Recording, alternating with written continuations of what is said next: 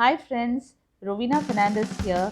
Today I have a very special recipe for you, that is Pandi curry, which is also called as Coorgi pork.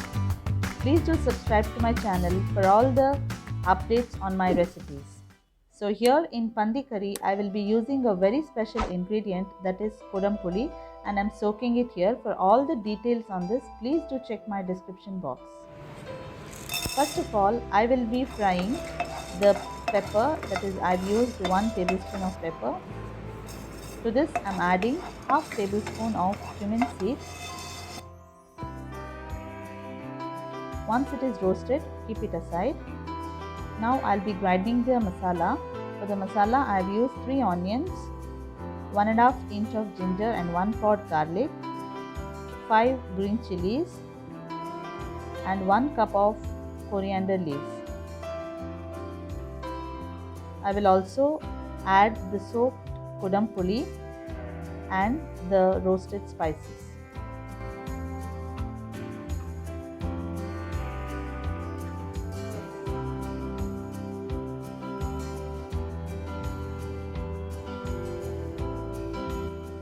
Now let's grind this to a paste. The paste need not be very fine.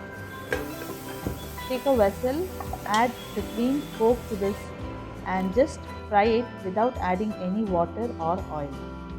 While frying, just add few bay leaves, a little bit of turmeric, salt, cinnamon and cloves.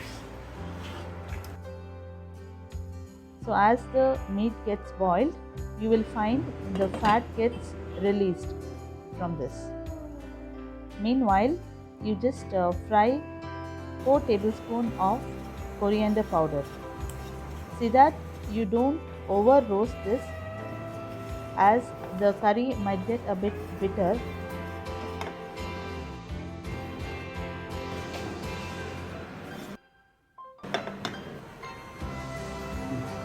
Now the pork is fried, so you can see that the fat is released. So you have an option to retain this fat or you can discard it. So I usually discard it. Add the ground masala and the remaining water. Mix it well.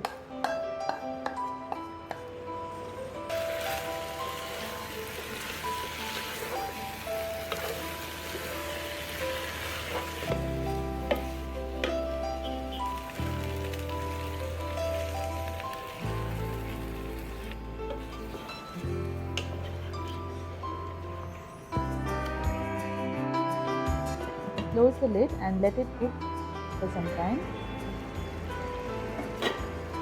The meat looks almost cooked. Now add the roasted coriander powder. This is also one of the reasons to get a dark black color to the dish.